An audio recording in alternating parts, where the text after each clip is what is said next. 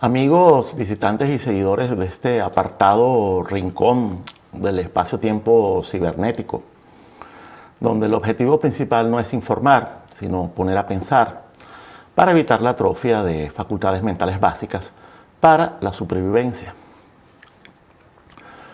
Vamos a desarrollar la segunda parte de esta miniserie sobre el drama de la democracia. Segunda parte y final. Y quedará pendiente el tema de la democracia social, la democracia popular y la democracia directa en modo siglo XXI. Vamos de una vez con algo que me gustaría abordar de entrada, que parece un contrasentido. Voy a hablar del atractivo de las dictaduras. Sí, las dictaduras son atractivas, no las tiranías, esas son otra cosa. Esa diferencia la explicaré en un próximo video.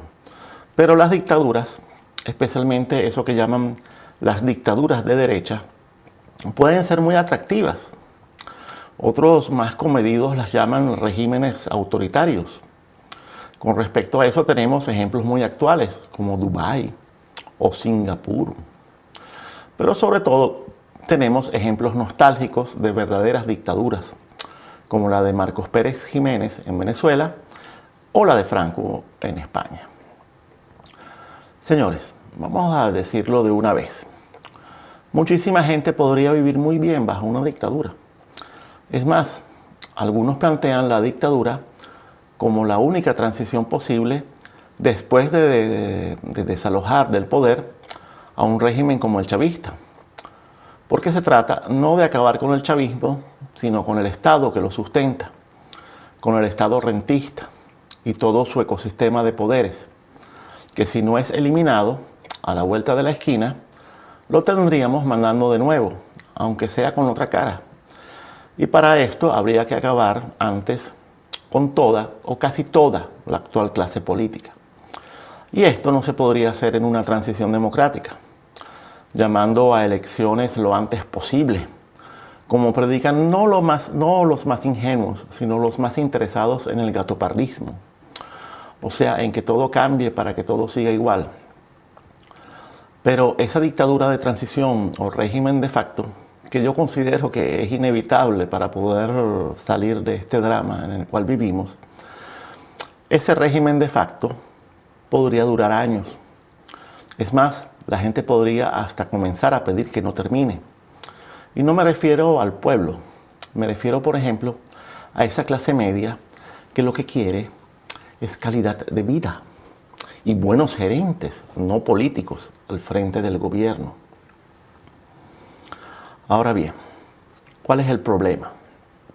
El problema es que la concentración de poder irreversiblemente lleva a la corrupción del poder. Y esa corrupción tarde o temprano termina siendo lo más opuesto posible a un buen gobierno.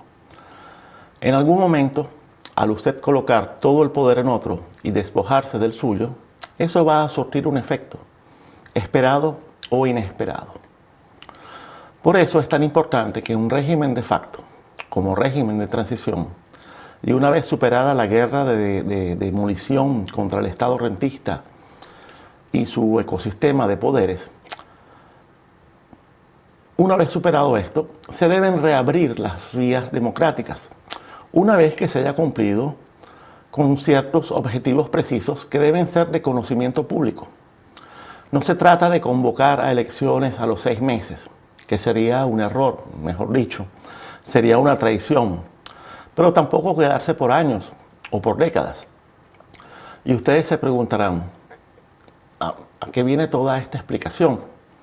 Bueno, viene al caso porque a algunas personas totalmente carentes de cultura política hay que explicarle en términos muy materiales, muy infantiles, lo que significa perder la libertad hoy en día. Hoy en día.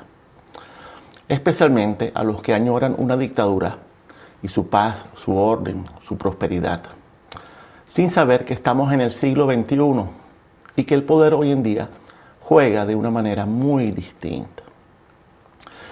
Y por lo tanto, esos estados autoritarios del pasado, del franquismo y del perejimenismo, presentados como paraísos perdidos, Esos no podrían volver, porque el poder ha cambiado para siempre, porque hoy en día la alternativa a la democracia pudiese ser algo que incluso pudiese parecer hasta algo deseable, pero que no lo es en lo absoluto. Y me refiero a las supuestas meritocracias técnicas, tecnócratas, dominadas por ciencia y tecnología, gobiernos ultra eficientes, que superan la utopía política del gobierno ideal para imponer una dominación de distopía iluminada por la razón, por la racionalidad, por el triunfo de una lógica que ya no es humana, es binaria, es ordenada, es de ordenador, ya no es humana, ya no es sabia. ¿Por qué? Porque es la dominación que posee exclusivamente toda la información, es informática. Y esa información lo sustituye todo, comenzando por la moral, y al final sustituye también a Dios y a su creación. De hecho, los gobiernos no democráticos del siglo XXI podrían ser ultra eficientes, ¿sí? ¿Cómo no? Y podrían tomar decisiones cada vez más correctas, decisiones infalibles, pero de una forma que Platón no pudo prever, porque se trataría de un nuevo estado, un estado artefacto, un estado máquina, de andamiaje tecnológico, con big data e inteligencia artificial, para lograr la transparencia total de los gobernados. En otras palabras, su anulación total. Es el sueño de la razón, tomando al fin las riendas del mundo. De aquí a unos cuantos años, las democracias, con su desorden, sus fallas y defectos, podrían ser el blanco de chistes, al igual que las dictaduras del pasado, en el Nuevo Mundo Feliz o en la Matrix. Pero tal como lo pintó Goya, el sueño de la razón engendra monstruos. Así que piénsenlo bien antes de desear dictaduras o gobiernos de facto sin límites temporales o precisos marcos de acción, porque podrían dar lugar a lo irreversible, aunque entreguen el poder, especialmente si terminan alineándose con la agenda globalista de dominación, la supuesta alternativa liberal entre comillas, a la agenda del comunismo versátil. Bueno, esta introducción de todos modos me sirve para adentrarme en uno de los meollos de la factibilidad democrática. Y es que la democracia es muy exigente en cuanto a los gobernados, porque no puede haber libertad sin responsabilidad común. Por lo tanto, la democracia necesita de un sustrato cultural, de una hegemonía cultural que le sea compatible. Si la sociedad no desarrolla un sistema inmune cultural, no desarrolla anticuerpos, la democracia entonces puede convertirse fácilmente en una trampa. Es desesperante la facilidad con que la democracia puede decaer en un engaño. No por nada la democracia llega a Europa durante la posguerra, después de arrasar con culturas adversas a ella. No por nada las elecciones en todo tiempo y lugar no son suficientes para garantizar democracia. Más bien, pueden ser la herida abierta por donde se filtra la infección autoritaria o totalitaria. No por nada la democracia no es exportable, a pesar de que Estados Unidos por un tiempo persistió en el error de creer posible implantar la democracia en pueblos y culturas incompatibles con la libertad política. Lo que pasa es que a la democracia la han transformado mediante una operación pervertida de corrección política globalizada en un protocolo, en un protocolo formal, politológico y no político de resolución de conflictos. ¿Qué parece? Hecho a propósito para legitimar actores y fuerzas, tanto sociales como políticas, que nada tienen de democráticos, salvo la astucia de promover en sus sociedades una supuesta cultura del voto, un amaestramiento de la población para ejercer una participación protagónica, que ni siquiera es política, es contraria a la política, porque es infantilizante y por lo tanto es paternalista, proteccionista y a la postre tribal, a la postre mafiosa, una vez lograda la sociedad inmadura. Y también hay que decir que no es política, porque la política no existe para promover conformismo, egoísmo, codicia, miopía, molicie, resignación. Estas democracias políticamente correctas, o sea, estériles, terminan creando un ecosistema de predadores y presas, una sinergia maligna donde por un lado hay codicia y por el otro dependencia y sumisión. ¿Por qué? Porque se debe imponer una paz ciudadana que no debe llevar al despertar, sino al adormecimiento. Y este proceso de empantanamiento siempre pasa por demonizar el conflicto, que no es otra cosa que la demonización de lo público, aunque afirmen ser regímenes que favorezcan lo público sobre lo privado. Esos son los peores. Y esta demonización de todo conflicto sirve para promover al máximo traidor de la democracia, que se llama el consenso. Palabreja que muchos adoran, pero a mí me causa mucha alarma. Porque no se trata de un consenso entre libres, sino un consenso de asociación indebida, donde el compromiso tiene ramificaciones ocultas. Es el consenso que promueve pactos, pero no un pacto social, es un pacto antisocial, que promueve la gavilla, el privilegio, en una sociedad cuyo credo debe ser el oportunismo. En otras palabras, el consenso promueve ecosistemas de poder cerrados, mafias, donde los partidos no son intermediarios, son operadores obedientes a poderes que les consienten la condición de quiste o de parásito, porque ya no se trata de construir democracia, se trata de construir una oligarquía, una plutocracia, de promover un Estado privado que atienda a intereses privados, no públicos. Recuerden, oligarquía, gobierno de pocos; plutocracia, gobierno de ricos. Eso ya lo expliqué en un video anterior. Deben seguir los videos en orden si desean entender todos los términos. Muy bien, señores. De lo que les estoy hablando es de devastación cultural. Es la lumpenización de la sociedad. Es un proceso cancerígeno de metástasis y tumoración que no se puede curar con paños calientes, ni puede prevenirse si no se contrapone a esto una hegemonía cultural invencible. Por cierto, el concepto de hegemonía cultural lo explicaré debidamente en otro video.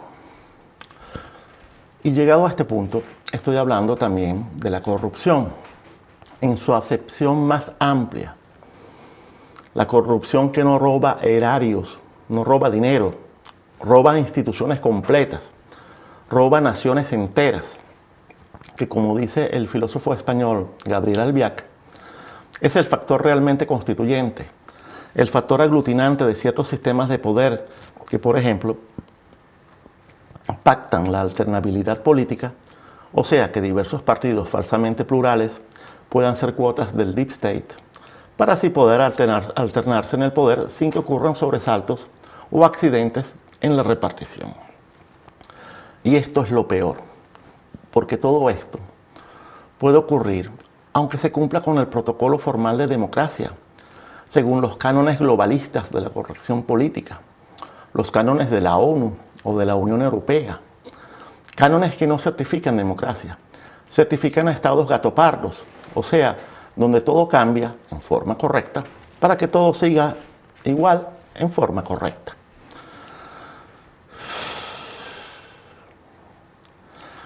Y aquí aterrizamos en el problema de las partitocracias, que es también el problema de la degeneración electoralista de la política, que es el que produjo la degeneración de los partidos socialistas, en particular los socialdemócratas, pero no solo de ellos.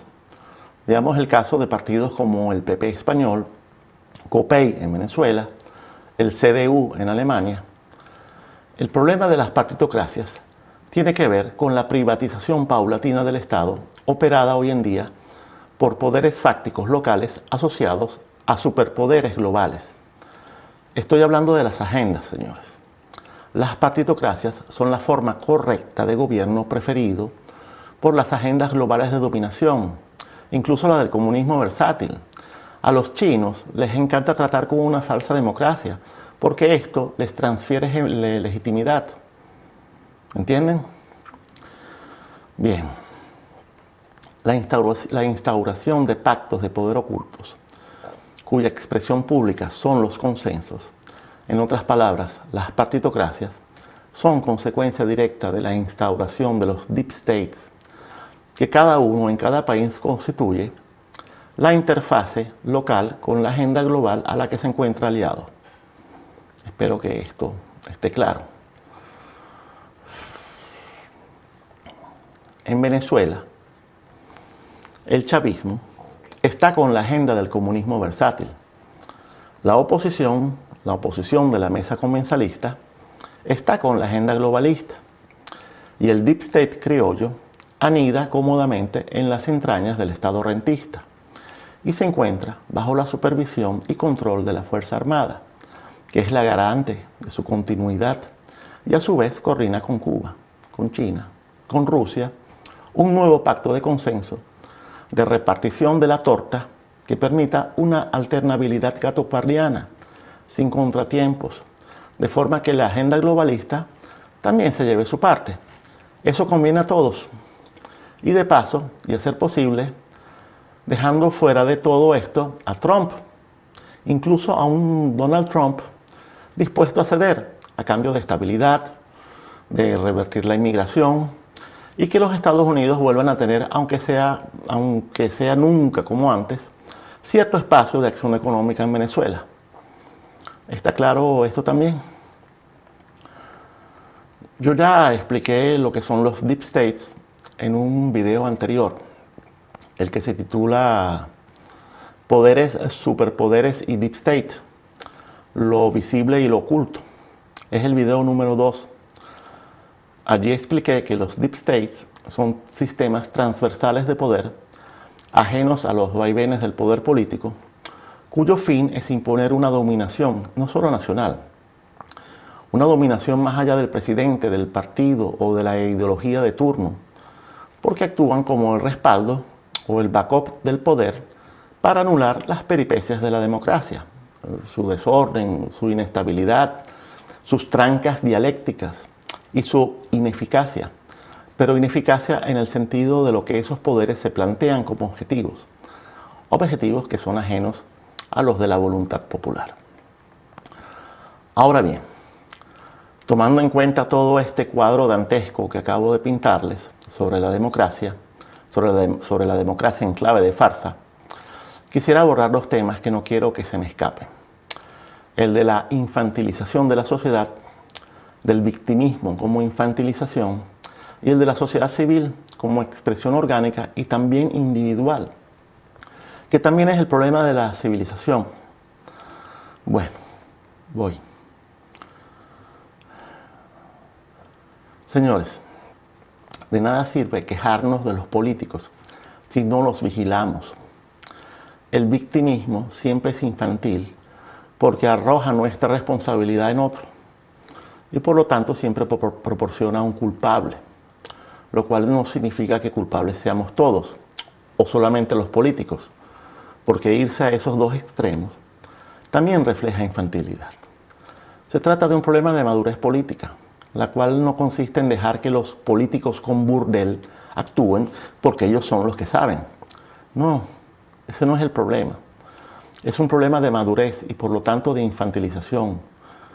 ¿Por qué? Porque ¿de qué forma un adulto deposita su confianza en un extraño? Si ese adulto es adulto realmente, no deposita confianza, sino más anda pendiente, hace seguimiento, vigila, verifica, evalúa, aprueba o reclama. Y si el reclamo no da resultado, protesta. Pasa a ocupar el espacio público para expresarse directamente. Por cierto, todo este proceso de control ciudadano necesita de información, la materia prima de la democracia, algo que ya expliqué en el video anterior. Ahora bien, ¿Qué significa esto? ¿Qué significa todo esto al final? Significa que los políticos y sus votantes, en forma inevitable, son uno el resultado del otro. La representación siempre ocurre, para bien o para mal. Ojo, con esto no estoy diciendo que los políticos sin vergüenza necesariamente sean el producto de votantes sin vergüenza.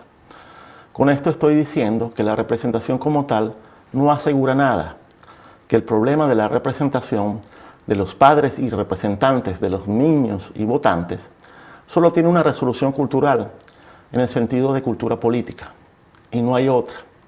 Y este también es un problema que se está presentando a escala global. A escala global, porque incluso en países que se supone con cultura, la cultura política ha decaído hacia la indiferencia y la desconfianza permanente de la gente hacia los políticos. Se dan cuenta cómo todo esto oscila entre extremos. La gente o confía demasiado en los políticos o no confía nada. Y vota con entusiasmo o deja de votar. ¿Y por qué pasa esto? Porque estamos infantilizados. Y esa infantilización de la sociedad, ¿a quién conviene? Pues conviene a todos esos que afirman que lo que necesitamos no son políticos, sino buenos gerentes. Necesitamos técnicos, necesitamos profesionales, si es posible de Harvard.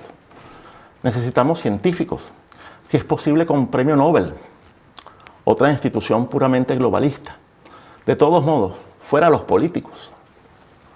Señores, cuidado con esta super trampa, porque es capaz de atrapar no solo a los ignorantes, es más, está hecha para atrapar a quienes se consideran preparados, capacitados, aptos para comprender los retos del mundo globalizado.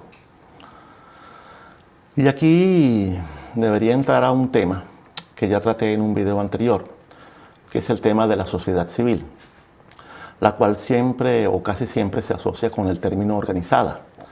Se habla casi siempre de sociedad civil organizada. Pero habría que preguntarse si la sociedad civil desorganizada existe, si puede existir y si puede cumplir con algún papel. Pues bien, aquí volvemos otra vez al problema de la representación, o sea, al hecho de que la representación como tal no es garantía de nada.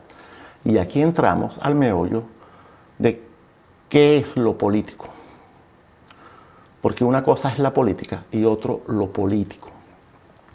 Porque lo político no es otra cosa que lo público. Lo político es la dinámica conflictiva y antagónica inherente a toda sociedad. La política es la actividad que pretende ordenar el conflicto público y organizarlo. O sea, la política ordena y organiza lo político. ¿Y qué es la antipolítica? Bueno, es cuando la política abandona lo político. Cuando los políticos, en vez de encargarse del conflicto público, lo usan y lo instrumentan de forma no conforme a un interés público, sino a un interés particular, privado, oculto, de ciertos poderes o grupos de poder. Cuando eso ocurre, la clase política se encierra, se divorcia de la sociedad civil y se convierte en eso que llaman la clase política o la casta política. ¿Y cómo se podría evitar una situación semejante? Con una sociedad civil que exista también a partir de lo individual, a partir de nuestra organización o disciplina interna. Si los ciudadanos dejan de ser políticos, cuando nosotros dejamos de ser políticos, también los políticos dejan de ser políticos. La representación es un espejo, siempre actúa como un espejo. Y esto nos lleva directo al problema de la civilización. Como construcción que solo puede ser bidireccional, de arriba hacia abajo y también de abajo hacia arriba. Si el cimiento no recibe aportes de ambos lados, no es civilización. El ciudadano civilizado es alguien que desea vivir una vida estable, ordenada y productiva, dentro de una sociedad estable, ordenada y productiva. No desea solamente calidad de vida, proporcionada por buenos gerentes. Exige calidad de vida y calidad de sociedad, y calidad de país, y calidad de nación, exige que exista esta armonía. En otras palabras, exige que haya civilización. Y ese ciudadano político, o sea, ese hombre civilizado, no tiene miedo de ser representado por políticos, porque él mismo es un político. El espejo funciona y ya no es un niño, no es un adolescente a la espera de milagros, actos de magia o un mesías. Es el ciudadano político que se ocupa de su vida, de su sociedad y de su nación. Por eso digo siempre que la democracia es un sistema solo para adultos. También porque en ella hay pornografía. Eso ya lo expliqué en el video anterior.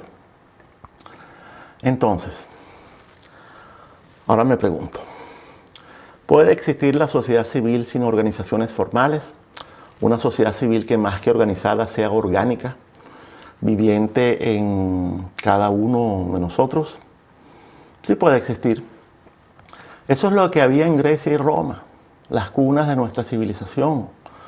Cuando en una sociedad un determinado número de ciudadanos se politiza, automáticamente existe sociedad civil, existe la civilidad, existe la civilización. Y sin tener que irme a los tiempos clásicos, yo mismo vivo en un pueblo de Alemania, un pueblo pequeño, y puedo observar esto todos los días, porque tampoco hace falta que todos sean políticos. Atentos a esto. Algunos hablan de que siempre es un tercio de la sociedad la que sostiene la civilización. El tercio laocrático, del cual hablaba el pensador español Antonio García Trevijano, quitando a los idiotas, a los individualistas, porque aquí el discurso no es de cantidad, sino de calidad. Sin ellos, sin estos seres que son los seres realmente viriles, en un sentido romano, no importa si son hombres o mujeres, sin ellos, la democracia es una farsa. Y esa es la minoría más importante en una democracia, que algunas veces es un tercio, como decía García Trevijano, y otros dicen que es 1 de cada 10, más o menos como era en la Atenas clásica, siempre quitando a los idiotas, a los individualistas. Pero bueno, es un problema, no es un problema de cantidad, es un problema de calidad.